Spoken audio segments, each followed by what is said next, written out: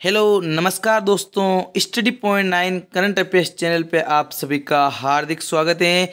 देखिए दोस्तों, आज है 30 सितंबर 2023 और 30 सितंबर 2023 से जितने भी एग्जाम की दृष्टि से करंट अफेयर्स के क्वेश्चन बनते हैं उनकी चर्चा करेंगे। लेकिन उनसे पहले हम कल 29 सितंबर के दिन का जो वन लाइनर फॉर्मेट के अंदर रिवीजन करते हैं डेली बेसिस के ऊपर, तो वो करने जा रहे हैं। तो देखिए दोस्तों, चैनल पे नए हैं तो चैनल को सब्सक्राइब जरूर कर लीजिए, बेल आइकन को प्रेस कर लीजिए। देखिए क्या कह रहा है कि राष्ट्रीय स्मार्ट सिटी सम्मेलन कहाँ आयोजित किया जा रहा है। तो देखिए दोस्तों, राष्ट्रीय जो स्मार्ट सिटी सम्मेलन है वो कहाँ पे आयोजित किया जा रहा है, तो ये किया जा रहा है इंदौर के अंदर। कहाँ पे? इंदौर कहाँ पे? मध्य प्रदेश के अंदर। देखो यहाँ पे है स्मार्ट सिटी, तो स्मार्ट सिटी और या कह सकते हैं भारत की सबसे स्वच्छ सिटी इंदौर है, और वहीं पे राष्ट्रीय स्मार्ट सिटी सम्मेलन का आयोजन किया जा रहा है। अगला क्वेश्चन है, विश्व पर्यटन दिवस प्रतिवर्ष कब मनाया जाता है। तो विश्व पर्यटन दिवस कब मनाया जाता है दोस्तों, तो ये मनाया जाता है 27 सितंबर को। कब मनाया जाता है दोस्तों? 27 सितंबर के दिन विश्व पर्यटन दिवस मनाया जाता है। प्रधानमंत्री नरेंद्र मोदी जी के सलाहकार के रूप में फिर से किसे नियुक्त किया गया है, तो वो किया गया है अमित खरे को। किसे किया गया है दोस्तों? अमित खरे को प्रधानमंत्री नरेंद्र मोदी जी के सलाहकार के रूप में नियुक्त किया गया है। दुनिया के सबसे बड़े हिंदू मंदिर का उद्घाटन कहाँ पे किया गया है, तो ये किया गया है अमेरिका के न्यू जर्सी में। कहाँ पे किया गया है? अमेरिका के न्यू जर्सी के अंदर दुनिया का सबसे बड़ा हिंदू मंदिर का उद्घाटन किया गया है। इनसे पहले बात करें कौन सा हिंदू मंदिर जो दुनिया का सबसे बड़ा मंदिर है, तो वो है अंकोर वाट का मंदिर। कौन सा मंदिर? अंकोर वाट का मंदिर। और कहाँ पे है? तो ये कंबोडिया के अंदर है। ये एग्जाम में बहुत ज़्यादा पूछा गया क्वेश्चन है, ठीक है ना। उसके अलावा 5वें विश्व कॉफी सम्मेलन WCC का आयोजन कहाँ पे प्रारंभ हुआ है, तो ये हुआ है कर्नाटक के अंदर। कहाँ पे दोस्तों? कर्नाटक के अंदर विश्व कॉफी सम्मेलन का आयोजन किया गया है, और ये एशिया के अंदर प्रथम बार हो रहा है, ठीक है ना दोस्तों। चलते हैं अगले क्वेश्चन की ओर। देखिए, प्रधानमंत्री किसान सम्मान निधि योजना के लिए AI चैटबॉट का अनावरण किसने किया, तो ये किया गया है कैलाश चौधरी जी के द्वारा। किसके द्वारा किया गया है? कैलाश चौधरी जी के द्वारा किया गया है। किसानों के लिए किसान सम्मान निधि योजना के लिए AI चैटबॉट, ठीक है ना दोस्तों। AI चैटबॉट की बात करें तो अगले क्वेश्चन के अंदर हम आज के करंट अफेयर्स के अंदर पढ़ेंगे कौन कौन से AI चैटबॉट हैं, कौन से गूगल के द्वारा लॉन्च किए गए हैं और कौन से माइक्रोसॉफ्ट के द्वारा लॉन्च किए गए हैं, उसकी डिटेल हम आगे पढ़ेंगे। किस राज्य ने 21 साल के से कम उम्र के लोगों पर हुक्का तंबाकू उत्पादकों पर प्रतिबंध लगाया है, तो ये लगाया है कर्नाटक गवर्नमेंट के द्वारा। अगला है, कौन सा राज्य ई कैबिनेट वाला देश का चौथा राज्य बन चुका है, तो ये पूर्वोत्तर का राज्य त्रिपुरा है, जो 3 ओर से बांग्लादेश से घिरा हुआ राज्य है, तो वो ई कैबिनेट वाला देश का चौथा राज्य बन चुका है। देखिए दोस्तों, मैंने आपको यहाँ पे कल क्वेश्चन पूछा था, आपको मैंने यहाँ पूछा है कि 3 ओर से घिरा हुआ त्रिपुरा है बांग्लादेश से, लेकिन ऐसे कितने राज्य हैं जो 3 देशों से सीमा लगाते हैं, तो वो लगाते हैं। एक तो है हमारा, जो आप सभी को पता होगा, अरुणाचल प्रदेश, जो किससे? भूटान से, चीन से और म्यांमार से सीमा लगाता है। दूसरा है सिक्किम, जो किससे लगाता है? जो सिक्किम लगाता है किससे? भूटान, नेपाल और चीन से। तीसरा है वेस्ट बंगाल, पश्चिम बंगाल, जो किससे लगाता है? वो लगाता है हमारे चीन से और भूटान से और नेपाल से, ठीक है ना दोस्तों। सॉरी, बांग्लादेश से लगाता है। जो हमारा वो कौन सा नेपाल है, वहाँ से सीमा नहीं लगाता, ठीक है।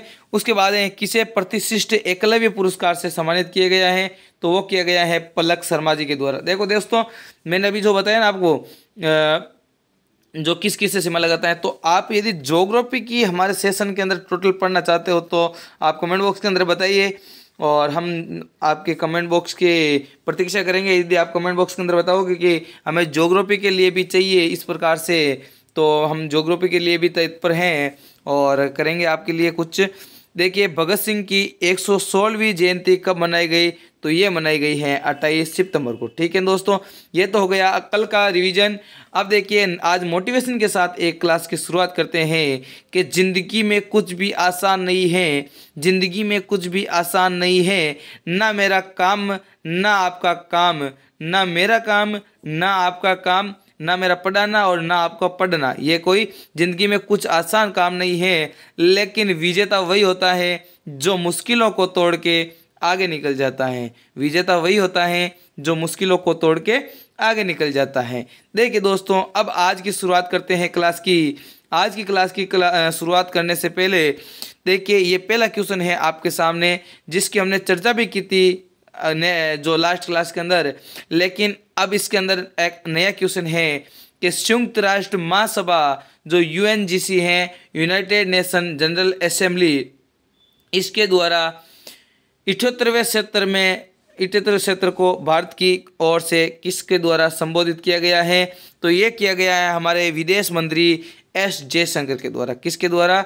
एस जयशंकर के द्वारा संबोधन किया गया 78वें क्षेत्र की। और यूएनजीसी की बात करें तो इसकी बैठक कहाँ पे हो रही है? तो इसकी बैठक न्यूयॉर्क के अंदर। कहाँ पे दोस्तों? न्यूयॉर्क के अंदर, जहाँ इसका मुख्यालय है वहाँ पे हो रही है। और न्यूयॉर्क कहाँ पे है? तो ये है यूएसए के अंदर। कहाँ पे दोस्तों? अमेरिका के अंदर स्थित यूएनजीसी जो यूएनजीए के 78वें क्षेत्र का भारत की ओर से एस जयशंकर ने संबोधन किया है। बात करें विदेश मंत्री हो गए हमारे एस जयशंकर, लेकिन इनके साथ विदेश सचिव भी जाते हैं। तो विदेश सचिव कौन है वर्तमान में? वो है विनय मोहन क्वात्रा। कौन है दोस्तों? विनय मोहन क्वात्रा वर्तमान में विदेश सचिव है। ठीक है ना दोस्तों, विदेश सचिव कौन? विनय मोहन क्वात्रा। बात करें एस जयशंकर के द्वारा, तो एस जयशंकर के द्वारा ही महात्मा गांधी जी का जो प्रतिमा है उसका अनावरण किया गया था यूएनजीसी के अंदर, न्यूयॉर्क के अंदर। ठीक है ना दोस्तों।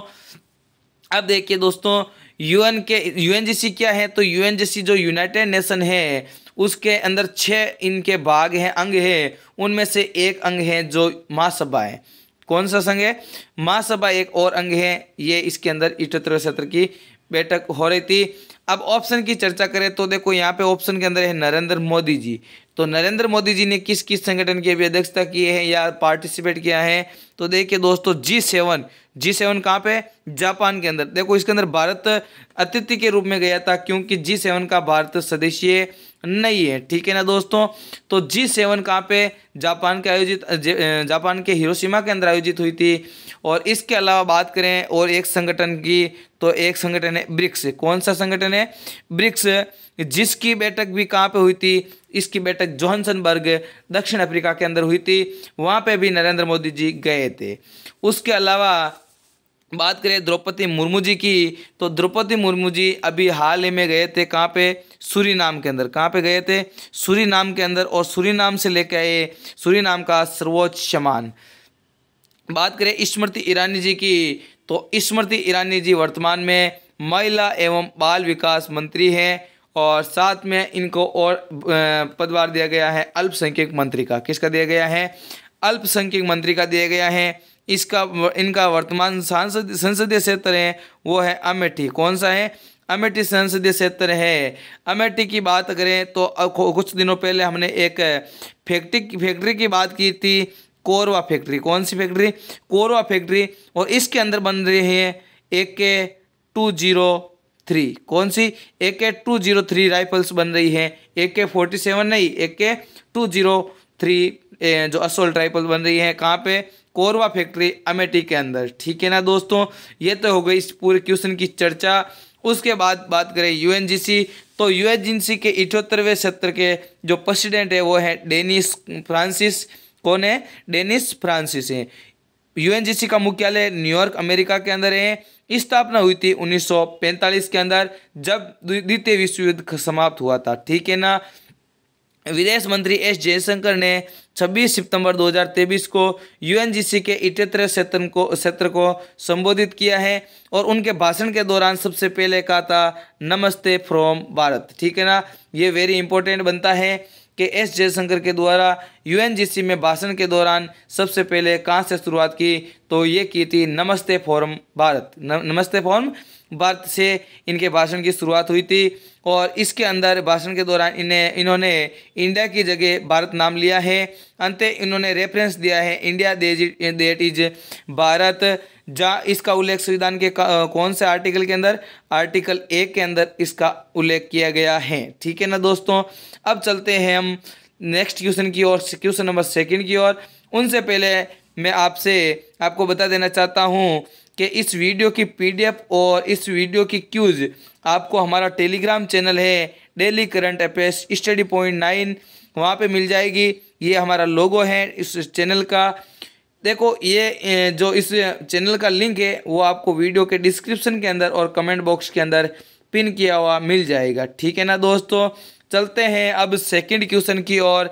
क्वेश्चन नंबर 2 है, किस भारतीय टेनिस खिलाड़ी को 2024 टेनिस हॉल ऑफ फेम के लिए नामांकित किया गया है? तो किसे किया गया है 2024 के लिए टेनिस हॉल ऑफ फेम के लिए भारतीय टेनिस खिलाड़ी? तो वो है लिएंडर पेस। कौन है दोस्तों? लिएंडर पेस को 2024 के टेनिस हॉल ऑफ फेम के रूप में नामांकित किया गया है। देखिए दोस्तों, अब चर्चा कर लेते हैं ऑप्शन की। तो यहाँ पे आया है सानिया मिर्जा। तो सानिया मिर्जा किस खेल से संबंधित हैं? तो ये है टेनिस खिलाड़ी। ठीक है ना, कौन सा खेल?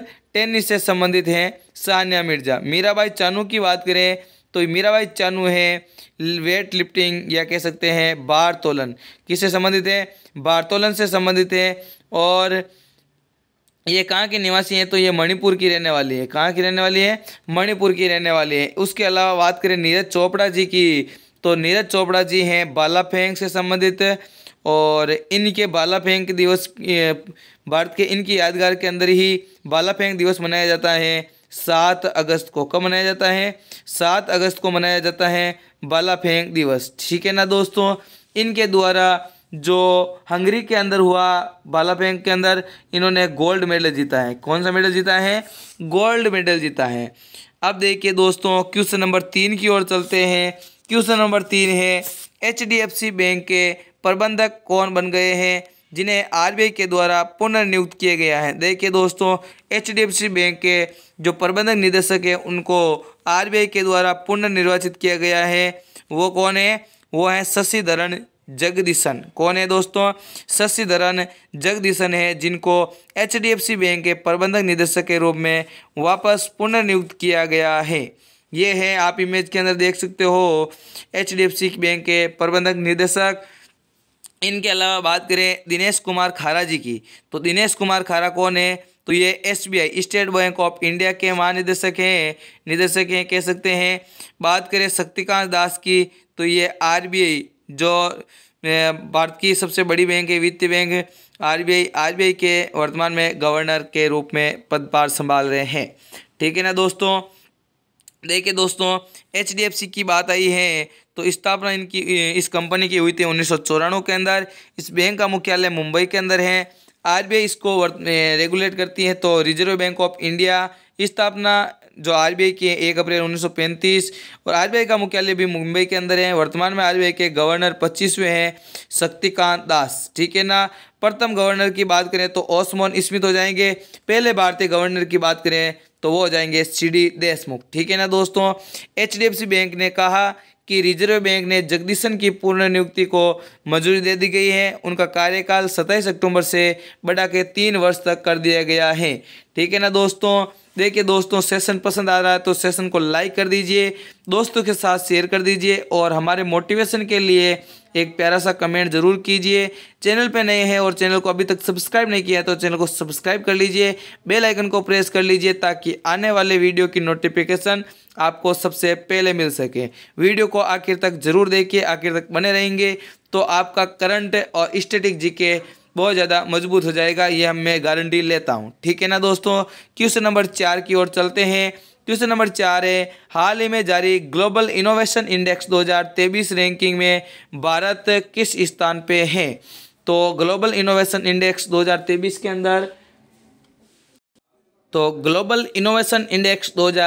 के अंदर भारत किस स्थान पे है? तो भारत है 40वें स्थान पे। कौन से स्थान पे है दोस्तों? 40वें स्थान पे है भारत। ग्लोबल इनोवेशन इंडेक्स 2023 के अंदर स्विट्जरलैंड है इसके अंदर टॉप है और भारत है 40वें स्थान पे। ठीक है ना दोस्तों।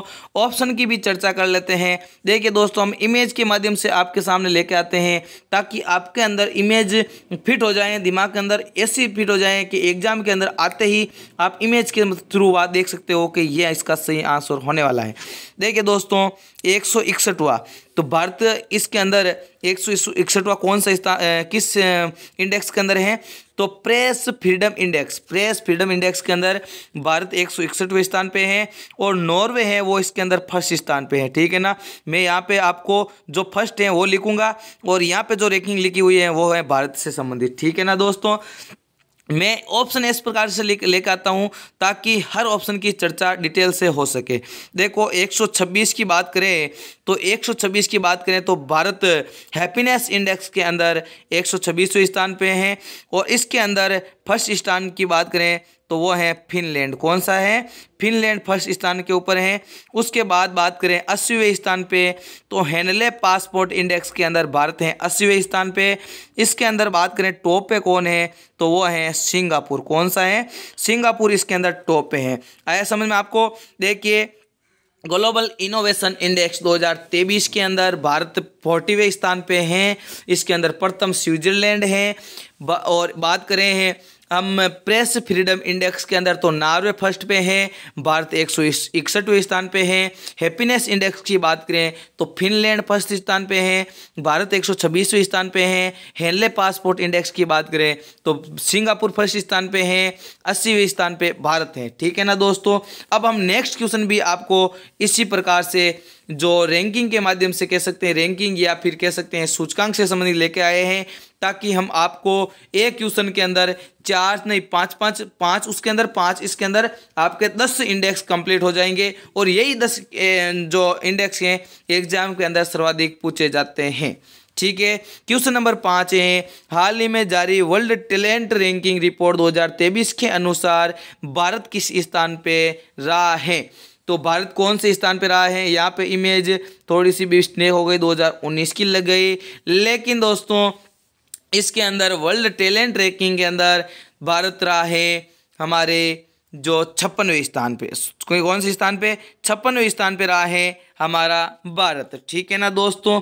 देखो स्विट्जरलैंड, डेनमार्क, स्वीडन, यहाँ पे स्विट्जरलैंड, लग्जमबर्ग और आइसलैंड। वर्तमान में 2023 के अंदर स्विट्जरलैंड टॉप पे है, लग्जमबर्ग उसके बाद है और तीसरे स्थान पे आइसलैंड है। ठीक है ना। और भारत हो जाएगा 56वें स्थान पे। ऑप्शन की भी बात कर लेते हैं तो ऑप्शन के अंदर देखिए 180वें स्थान पे बात करें तो पर्यावरण प्रदर्शन इंडेक्स के अंदर भारत 180वें स्थान पे है और इसके अंदर प्रथम स्थान पे है डेनमार्क। कौन सा स्थान कौन है? डेनमार्क है जो इसके अंदर प्रथम स्थान पे है। कौन से सूचकांक? पर्यावरण प्रदर्शन सूचकांक। पर्यावरण प्रदर्शन सूचकांक के अंदर डेनमार्क प्रथम स्थान पे है, भारत 180वें स्थान पे है। बात करें 127वें तो भारत लैंगिक समानता सूचकांक के अंदर भारत 127वें स्थान पे है और बात करें 126वें तो जो शांति सूचकांक है उसके अंदर भारत 126वें स्थान पे है और इन दोनों इंडेक्स के अंदर बात करें फर्स्ट स्थान पे तो वो है आइसलैंड। कौन सा? आइस जो लैंड है वो इसके अंदर प्रथम स्थान पे है। किस के अंदर? लैंगिक समानता सूचकांक के अंदर और पीस इंडेक्स के अंदर। बात करें डेनमार्क की तो ये हो जाएगा पर्यावरण प्रदर्शन सूचकांक के अंदर प्रथम स्थान पे और ये रैंकिंग हो जाएगी आपकी भारत की रैंकिंग। ठीक है ना दोस्तों। अब देखिए international institute for management development द्वारा ये जारी वर्ल्ड टैलेंट रैंकिंग रिपोर्ट 2023 के अनुसार भारत 56वें स्थान पे है। तो ये रैंकिंग कौन जारी करता है? वर्ल्ड टैलेंट रैंकिंग तो ये जारी करता है international institute for management development. Bharat 2022 के अंदर 52वें स्थान पे था और 52 स्थान पे 56वें स्थान पे आ चुका है। वर्ल्ड टैलेंट रैंकिंग रिपोर्ट 2023 के मुताबिक भारत आधारभूत ढांचे में सुधार की सराहना की गई है, लेकिन टैलेंट की प्रतिस्पर्धा में और सुधार करने पर जोर दिया गया है। International institute for management development द्वारा जारी वर्ल्ड टैलेंट रैंकिंग 2023 के अंदर टॉप 3 देश स्विट्जरलैंड, लग्जमबर्ग और आइसलैंड रहे हैं। क्वेश्चन नंबर 6 की चर्चा करते हैं। अब क्वेश्चन नंबर 6 क्या है, तो किस राज्य में सतत अपशिष्ट प्रबंधन के लिए भारत का पहला पॉलीथीन कचरा बैंक कहाँ पे शुरू किया गया है। तो एग्जाम की दृष्टि से यहाँ पे इम्पोर्टेंट बन जाता है, क्योंकि आप सभी को पता होगा जो भी चीज़ भारत की प्रथम हो तो वो एग्जाम की दृष्टि से वेरी इंपॉर्टेंट हो जाता है, ठीक है ना। तो देश का पहला पॉलीथीन कचरा जो बैंक है वो कहाँ पे बनने जा रहा है, तो ये बनने जा रहा है उत्तराखंड के अंदर। कहाँ पे, देवों की नगरी उत्तराखंड के अंदर भारत का पहला पॉलीथीन कचरा बैंक शुरू किया जा रहा है। तो देखिए दोस्तों, उत्तराखंड को ही कहा जाता है फूलों की घाटी, और यही को फूलों को हम स्वच्छ रखने के लिए पॉलीथीन कचरा बैंक शुरू किया जा रहा है। कहाँ पे, उत्तराखंड के अंदर। क्वेश्चन की चर्चा कर लेते हैं ऑप्शन के। तो छत्तीसगढ़ की बात करें तो छत्तीसगढ़ के अंदर जो भारत का प्रथम गार्बेज कैफे स्थापित किया गया है छत्तीसगढ़ के अंदर, और ई कचरा जो क्लिनिक है वो स्थापित किया गया है मध्य प्रदेश के अंदर। दिल्ली की बात करें तो दिल्ली सीसीटीवी कैमरों के मामले में निगरानी रखने वाला सबसे या कह सकते सर्वाधिक कैमरों के साथ निगरानी रखने वाला दिल्ली प्रथम जो यूटी है कह सकते राज्य है। और पहला ई वेस्ट इको पार्क भी कहाँ पे लगा है, दिल्ली के अंदर लगा है। कौन सा, पहला ई वेस्ट इको पार्क, ठीक है ना दोस्तों।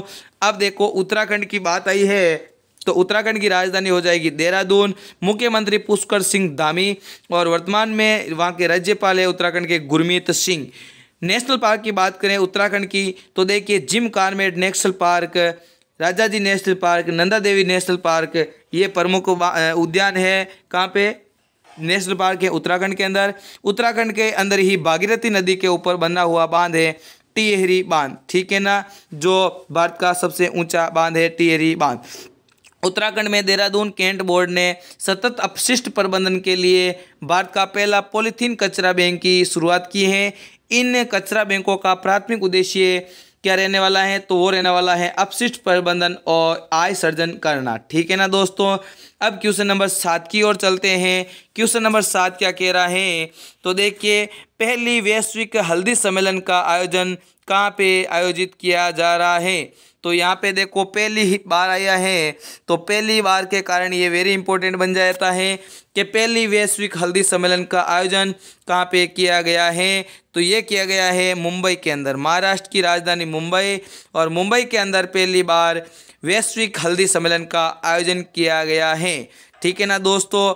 मुंबई की बात करें तो भारत की वित्तीय राजधानी कहे जाने वाले मुंबई शहर के अंदर कौन कौन से बात करें मुख्यालय है, तो देखो यहाँ पे मुख्यालय है, एक तो BSE बॉम्बे स्टॉक एक्सचेंज का मुख्यालय है, और एक है NSE नेशनल स्टॉक एक्सचेंज का मुख्यालय। इन दोनों को रेगुलेट कौन करती हैं, तो इन दोनों को रेगुलेट करती हैं सेबी, ठीक है ना, security exchange board of India के द्वारा रेगुलेट किया जाता है शेयर मार्केट को।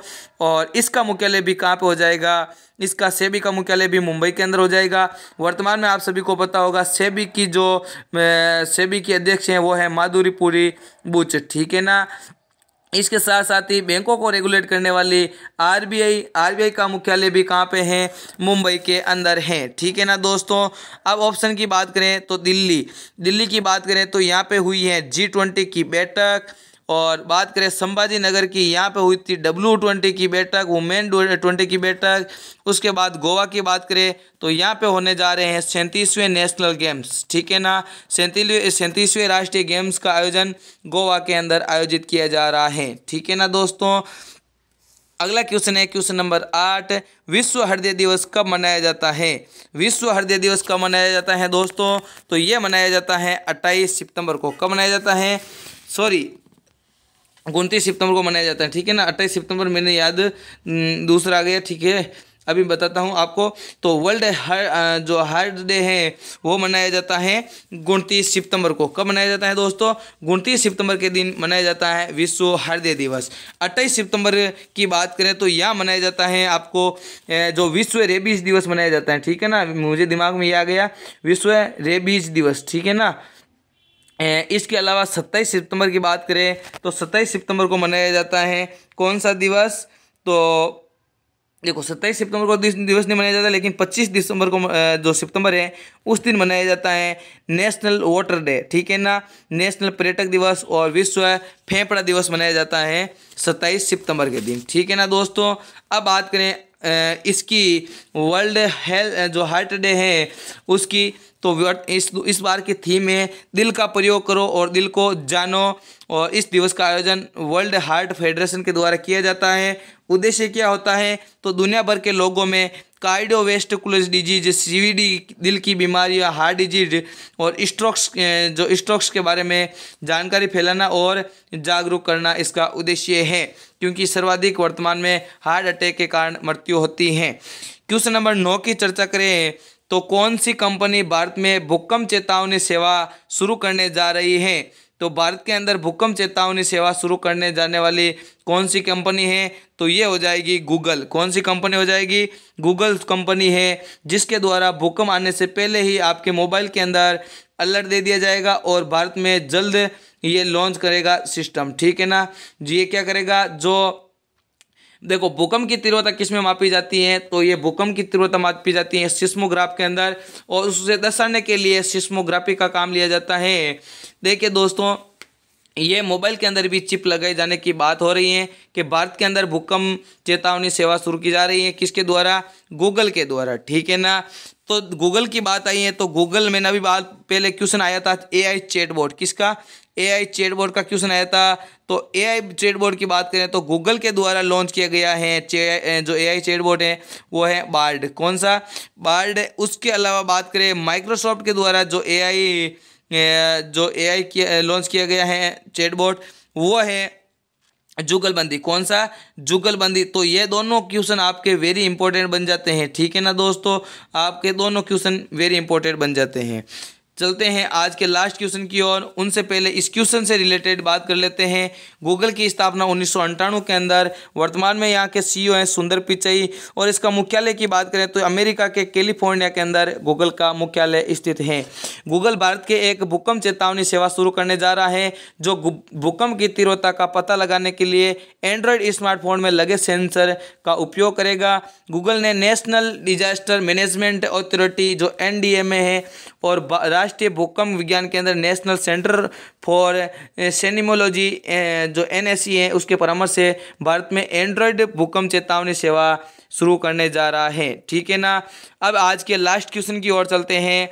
आज का लास्ट क्वेश्चन है, हाल ही में भारत की में हरित क्रांति के जनक के जाने वाले किस व्यक्ति का या कह सकते हैं वैज्ञानिक का निधन हो चुका है, तो उनको भावपूर्ण श्रद्धांजलि। देखिए दोस्तों, वो है S स्वामीनाथन। कौन है, S स्वामीनाथन, जिन्होंने भारत के अंदर हरित क्रांति के जनक के नाम से जाने जाते हैं, जिनका जन्म 7 अगस्त 1925 के अंदर हुआ था और इनके देहांत 28 सितंबर 2023 को हो गया। इनको पद्म श्री, पद्म भूषण और पद्म विभूषण तीनों पद्म श्रेणी के जो सर्वोच्च सम्मान हैं वो मिल चुके हैं। देखिए दोस्तों, उनका नाम है MS Swaminathan. Option number D इसका सही आंसर हो जाएगा, ठीक है ना। राकेश झुंझुनवाला की बात करें तो ये अभी हाल ही में इनकी जो मृत्यु हुई है और इनको शेयर मार्केट का बिग बुल कहा जाता है। बिंदेश्वरी पाठक की बात करें तो इनका भी निधन हो चुका है और इन्होंने भारत के अंदर सुलभ शौचालय की शुरुआत की थी, ठीक है ना दोस्तों। और विश्व के अंदर बात करें हरित क्रांति के जनक तो वो है नॉर्मन बोरलॉग, जिन्होंने 1960 के दशक के अंदर हरित क्रांति की शुरुआत की थी और भारत के अंदर MS स्वामीनाथन के द्वारा शुरुआत की गई। ये 98 वर्ष की आयु के अंदर इनका निधन हो चुका है। MS स्वामीनाथन द्वारा भारत के अंदर हरित क्रांति का जनक कहा जाता है और विश्व के अंदर हरित क्रांति के जनक नॉर्मन बोरलॉग हो जाएंगे, ठीक है ना दोस्तों। अब चलते हैं जो आपको मैंने कल क्वेश्चन ऑफ द डे के रूप में दिया था। मैं आशा करता हूं इसका सही आंसर आप कमेंट बॉक्स के अंदर दिया होगा कि हाल ही में सत्यजीत रे फिल्म एवं टेलीविज़न संस्थान है उसके वर्तमान में अध्यक्ष के रूप में किसे चुना गया है, तो ये चुना गया है आपके जो सुरेश गोपी हैं उसे चुना गया है। ऑप्शन नंबर सी इसका सही आंसर हो जाएगा। क्या नाम है, सुरेश गोपी नाम है जिनको चुना गया है सत्यजीत रे फिल्म एवं टेलीविजन संस्थान के अध्यक्ष के रूप में।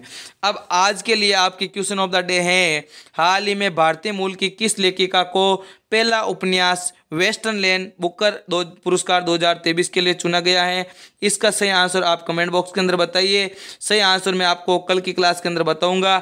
सही आंसर क्या रहने वाला है? शिवा शंकरी, गीतांजलि श्री या चेतना मारू या फिर अरुंधति भट्टाचार्य, या यहाँ पे लिख लो अरुंधति रॉय, ठीक है ना। तो इसका सही आंसर क्या रहने वाला है आप कमेंट बॉक्स के अंदर बताइए।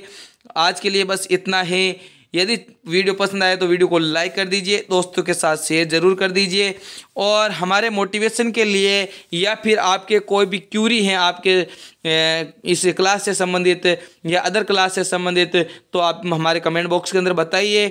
और टेलीग्राम चैनल जिसका नाम है daily current affairs study point 9, वहाँ पे आपको हमारे इस क्लास की पीडीएफ और क्यूज भी मिलती हैं, तो उसका लिंक आपको वीडियो के डिस्क्रिप्शन के अंदर और कमेंट बॉक्स के अंदर पिन किया हुआ मिल जाएगा।